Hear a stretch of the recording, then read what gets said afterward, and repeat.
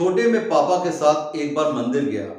मंदिर में भगवान के दर्शन करे, लेकिन छोटे होने की वजह से मैं भगवान का चेहरा नहीं देख पा रहा था। मैंने पापा से कहा कि मुझे भगवान जी दिखाई नहीं दे रहे, आपको तो सही दिख रहे हैं, लेकिन मैं छोटा हूं, मैं कैसे देखूं। मेरे पापा ने मुझे कंधे पे बैठाया और कहा कि लो भगवान के दर्शन करो। मैंने भगवान के दर्शन करे और मैं बहुत खुश हुआ कि आज मैंने साक्षात भगवान के दर्शन करे। मैं मंदिर से वापस आ गया खुशी खुशी। जब मैं बड़ा हुआ, कुछ थोड़ी सी समझ हुई, तो मैंने समझ के यही चीज समझा कि मैं भगवान के दर्शन करने गया था, लेकिन भगवान के कंधे पे बैठकर मैंने भगवान के दर्शन करे। नमस्कार दोस्तों, मैं विजय श्रीवास्तव अपने YouTube चैनल सच में आप सभी का हार्दिक अभिनंदन करता हूं। जिन लोगों ने अभी तक इस चैनल को सब्सक्राइब नहीं करा है तो प्लीज इसको सब्सक्राइब करिए और बेल आइकन को प्रेस करिए, जिससे मेरे न्यू नोटिफिकेशंस आपको इमीडिएट मिल सके और आप मेरे न्यू वीडियोस देख सकें। दोस्तों, आज हम बात करते हैं ओल्ड एज पेरेंट्स के बारे में। जब हमारे माता पिता बूढ़े हो जाते हैं तो क्या वजह है कि हम लोग उनकी कदर नहीं करते, या कहिए कि आज के डेट में ओल्ड एज होम्स जो हैं वो इतने फल फूल रहे हैं, या फल फूल कह गई इन्हीं लोगों की वजह से वहां पे इन लोगों को एक सहारा मिलता है। हम जब छोटे होते हैं और उसके बाद एजुकेशन के बाद पढ़ लिख लेते हैं, हमारे मम्मी पापा हमारे लिए कितना कॉम्प्रोमाइज करते हैं। बहुत से ऐसे लोग हैं जिनको पूरा घर वर बेचकर वो अपने बच्चों को पढ़ाते हैं, इस लायक बनाते हैं कि आप कहीं पे बैठ सको, किसी बड़े आदमी के सामने खड़े हो सको, कहीं अच्छी जॉब कर सको। कुछ लोग बिजनेस कर रहे हैं तो वो बिजनेस करते हैं, लेकिन क्या वजह है कि हम उनकी कदर क्यों नहीं करते। बहुत खुशी से वो हमारी शादी कराते हैं कि हमारा बेटा है, उसका परिवार बढ़ेगा। एक से दो होते हैं, फिर बच्चे हो जाते हैं, लेकिन उनको ये नहीं पता होता कि जिस बेटे की वो शादी करा रहे हैं वो एक चूल्हे से दो चूल्हा भी हो जाता है। हो सकता है कि उस घर में उसका मन न लगे शादी के बाद, या उस माँ बाप को उसको माँ बाप कहते हुए शर्म आए। ये मैं एक जनरल बात कर रहा हूं, आप इसको ये मत सोचिए कि मैं आप लोग के बारे में कह रहा हूं। आज के लोगों की एक ओपिनियन है, सच कोई सुनना नहीं चाहता और सच बोलने से आदमी डरता है। लेकिन मैं फिर भी कोशिश करता हूं कि कम से कम सच तो बोल सकूं। जब दो चूल्हे हो जाते हैं या बच्चे जो होते हैं बाहर चले जाते हैं नौकरी करने के लिए, वो उनकी मजबूरी होती है कि हो सकता है कि उनको नौकरी वहां पे मिल गई। कुछ लोग होते हैं कि बहुत एम्बिशियस होते हैं, वो अब्रॉड चले जाते हैं माँ बाप को छोड़कर, और वहां पे अपनी जितना उनको पैसा मिलता है, लेकिन उनकी नीड डे बाय डे बढ़ती चली जाती है। वो अपनी फैमिली को तो बढ़ा रहा है, फैमिली को कह रहा है कि मैं और बढ़ूं जिससे मेरे बच्चे और मेरी वाइफ और अच्छी एक जिंदगी जी पाए, लेकिन वो पेरेंट्स की तरफ से डे बाय डे पीछे होते चले जाता है।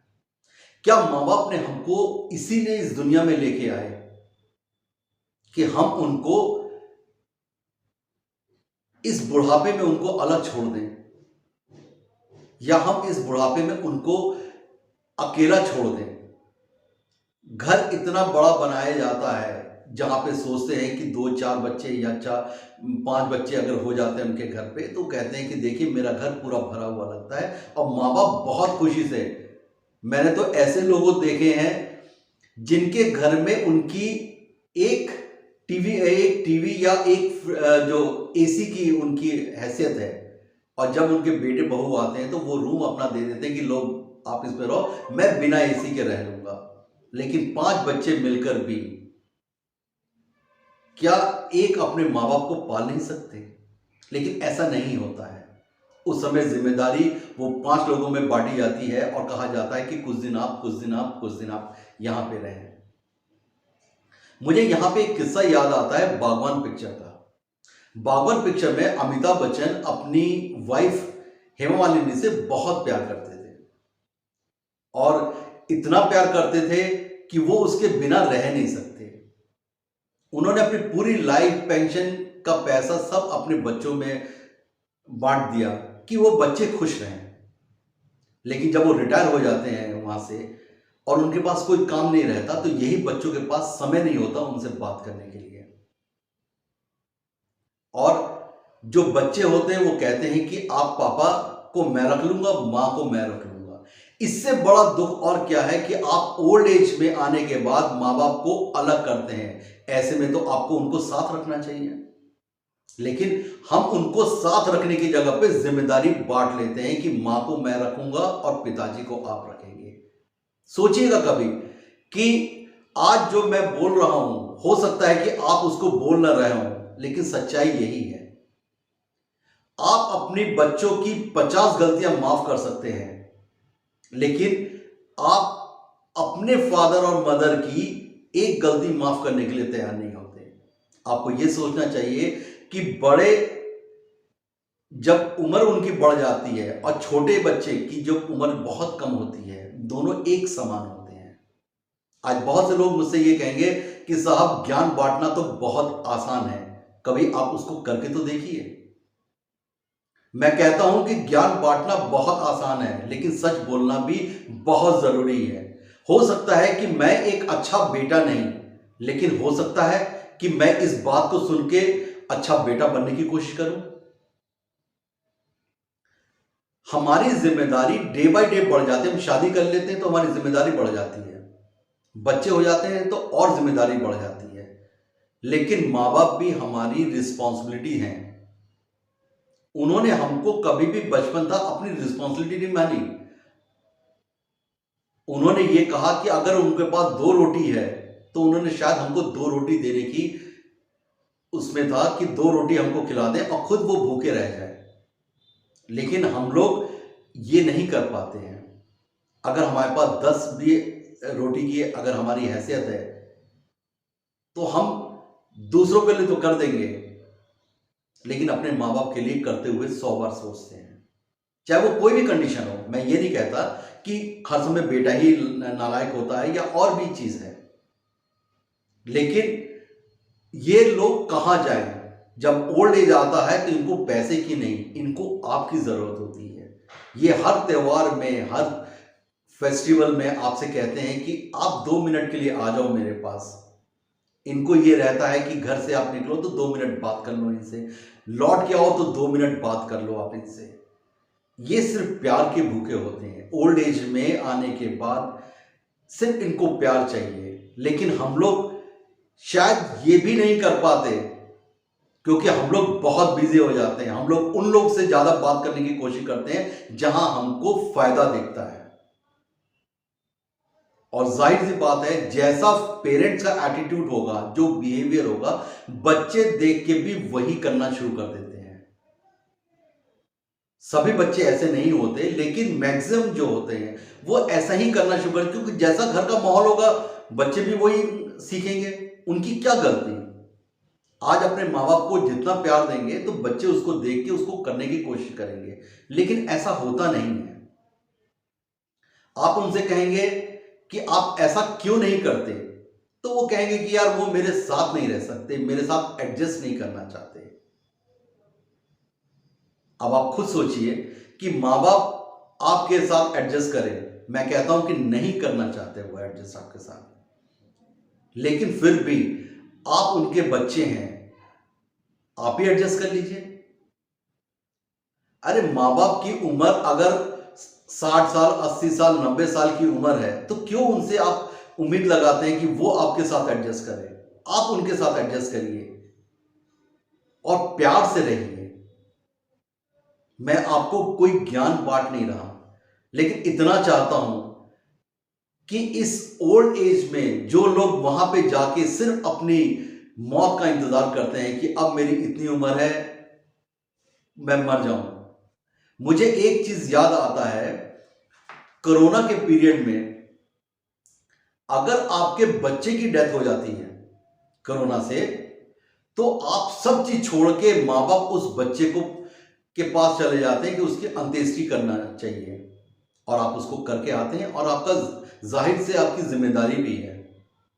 लेकिन अगर माँ बाप की डेथ हो गई तो बच्चों ने इसलिए वहां पे नहीं गए कि कहीं ऐसा ना हो कि मैं उनके पास जाऊं और कोरोना मेरे को हो जाए तो मेरे फैमिली को हो जाए, तो वो उन्होंने माँ बाप को अंत्येष्टि करने भी नहीं गए। क्या ये आपकी जिम्मेदारी नहीं है?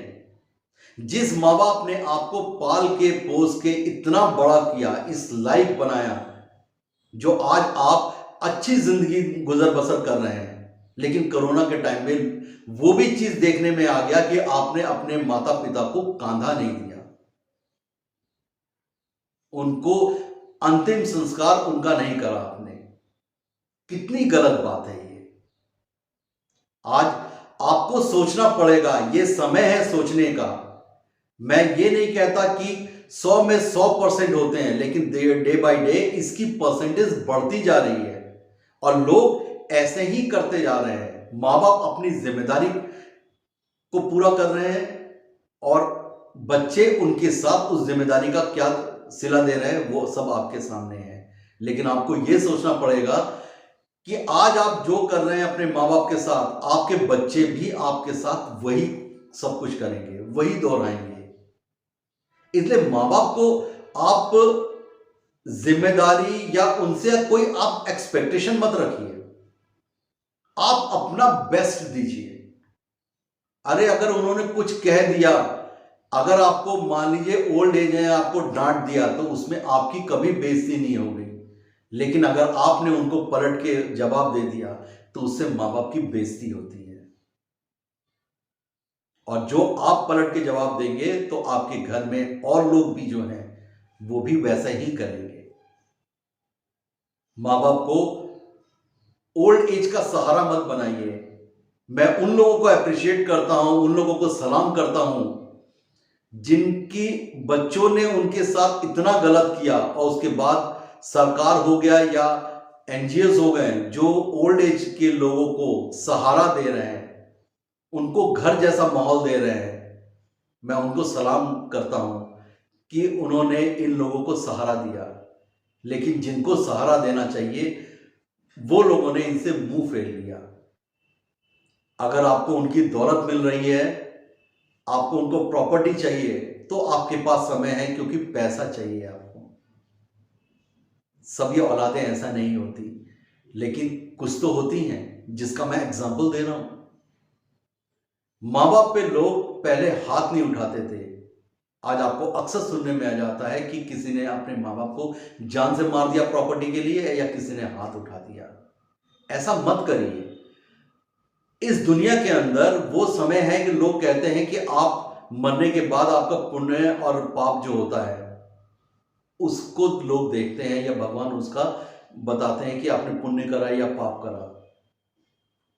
इसी जन्म में, इसी जो आपकी उम्र है, इसी के अंदर आपको पुण्य और पाप का हिसाब आपको देना पड़ेगा। अगर आपको परेशानी होती है तब आप क्या कहेंगे कि आपने अपने माँ बाप के साथ जो करा वही तो आपको रिजल्ट मिल रहा है। इनको ओल्ड एज होम मत भेजिए, अपने साथ प्यार से रखिए, और जो इनकी अंतिम सांसें या अंतिम समय है उसको इनको इतना खुशी दीजिए कि ये लोग आपको दुआ देते हुए इस दुनिया से जाए। तो प्लीज फिर से मैं रिक्वेस्ट करूंगा कि इसको अपने माता पिता का आदर करिए, सम्मान करिए, उनको बोझ मत मानिए। नमस्कार।